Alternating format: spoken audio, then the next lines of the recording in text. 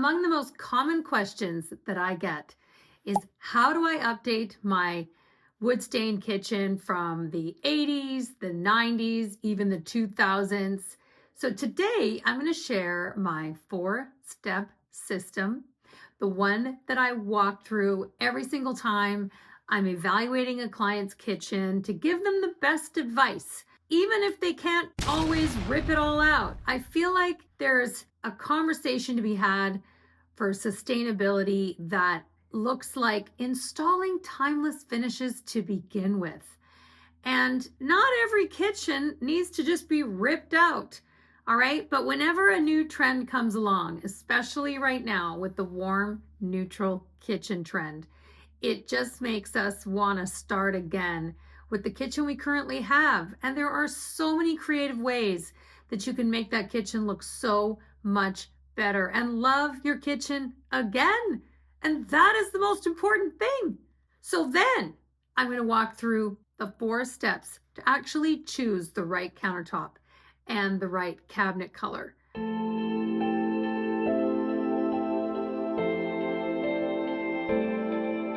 Hi, I'm Maria Killam, and I am the original true color expert. I help designers and homeowners create a timeless home they'll love forever using color the right way. And I've been writing a blog about timeless design for 17 years. And here's the other thing that I've been doing, helping you work with what you have.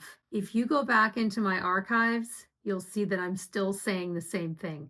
You'll actually still see that there actually is a right way and a wrong way to install finishes that are timeless for your kitchen. So let's get started. Number 1, we're going to talk about the one feature that if you do nothing with this, when you renovate your kitchen, it will not pull it forward to 2025.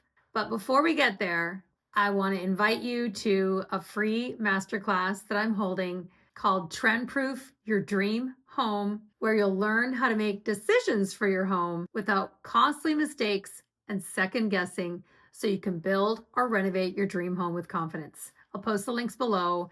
Hope to see you there. Here's my reader's kitchen. We're going to walk through it because it'll be the best way to show you the steps that I take when I'm working with any client anywhere in North America on their kitchens, bathrooms, new builds, and renovations.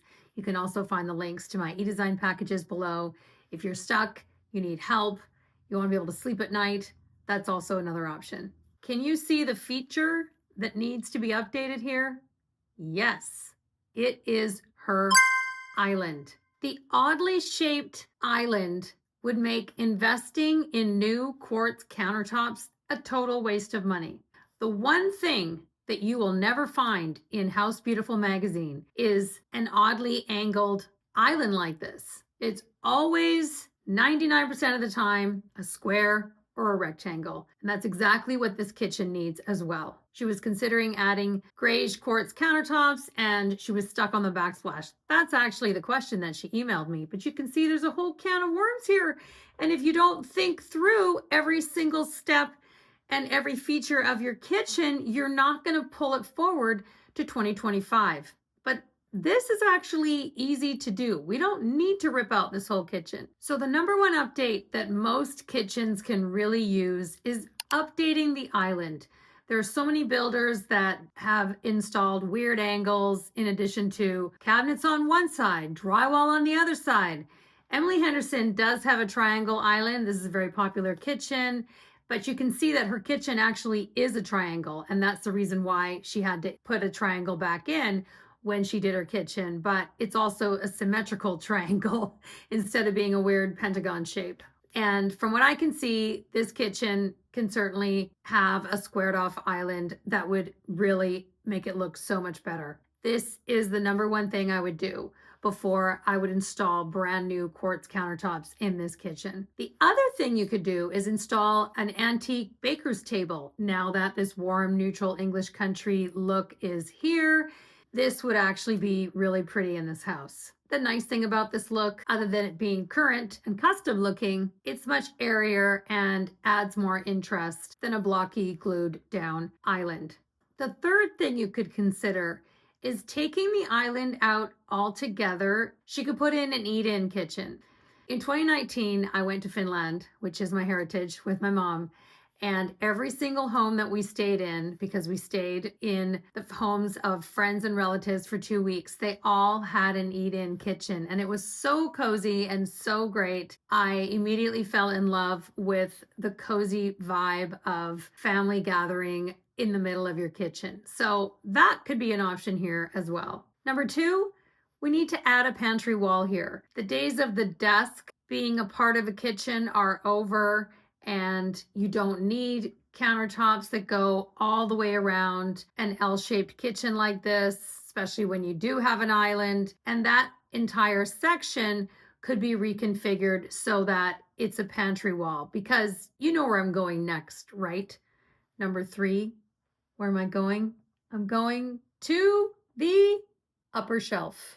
If she took out some uppers on both sides of her window, that will completely make it feel like part of the rest of the house, which is essentially what this kitchen trend is. More and more where kitchens are going is the feeling of the kitchen being a part of the rest of the house, with decorative shelving, pretty lighting, the lovely antique painting, and the styling on the shelves. I have 2 packages in my e-design. One is create a classic kitchen when you're taking everything out. Number 2, for when you can't renovate. It's my kitchen refresh. It's one of my most popular packages because this is the kind of thing that I'm going to help you do to make your kitchen feel like it belongs in the current day. So check out those links below. Number 4, the biggest argument for painting this kitchen would be to box in her cabinets, to take them up to the ceiling, add a crown molding to eliminate the gap. It's another important detail that will make this kitchen look updated and high-end. These are the steps that you need to take to think about the updates that your kitchen needs before we even get to what color countertops and what color the cabinets and tile should be. To come up with the right color for her cabinets, tile, and countertops, we need to consider what's going on with the rest of her home, because we want the colors to relate to the existing finishes and decor and not just look like the kitchen was dropped in from an English countryside.